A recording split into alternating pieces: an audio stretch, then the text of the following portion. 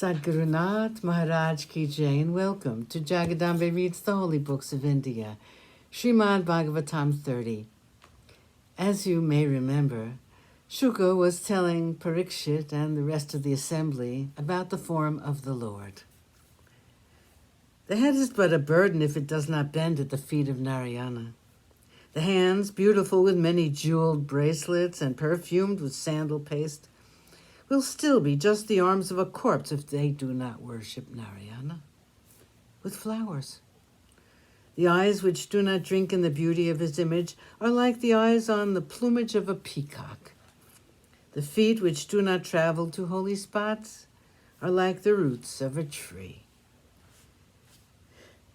When they do not take the dust of the feet of holy people and wear it on their head, they are no way better than a corpse. Their bodies do not thrill when they hear the stories of the Lord. If their eyes do not grow dim with tears, then their hearts are made of stone. Unfortunate is the one who is made that way. Even such a one finds salvation if, at the end of life, they think of Narayan and his stories. And so, Parikshit, I will relate to you the entire Bhagavata Purana during these 7 days, and you can rest assured that because of you, people will benefit in the days to come. Shuka invoked the Lord Narayana in his mind. He then saluted Vyasa, his father, who was the author of the poem. He then began to recite the great Purana.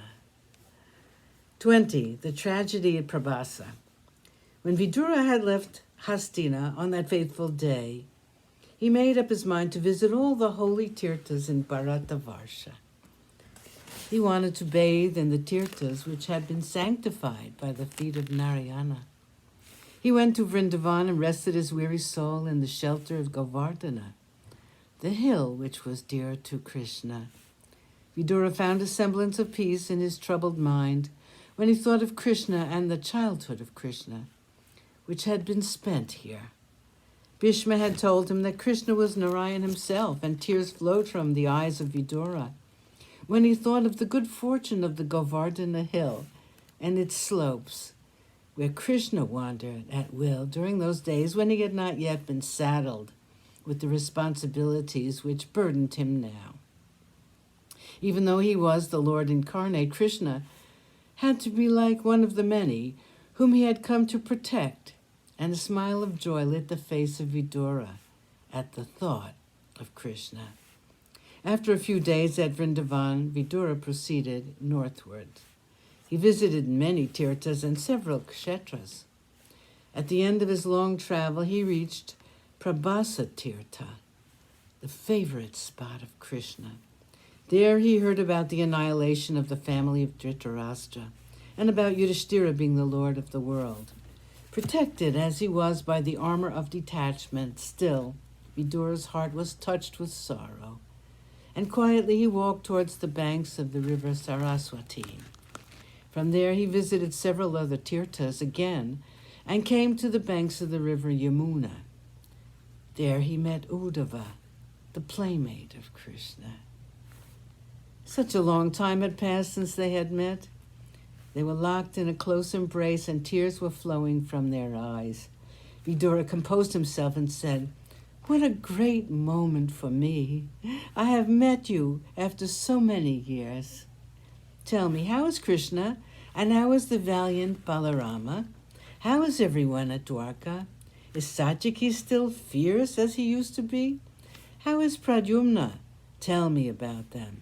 It's ages since I heard of them and their welfare. I have been away visiting the tirthas. I'm eager to know all about everything. I heard that Yudhishthira is now the Lord of the world.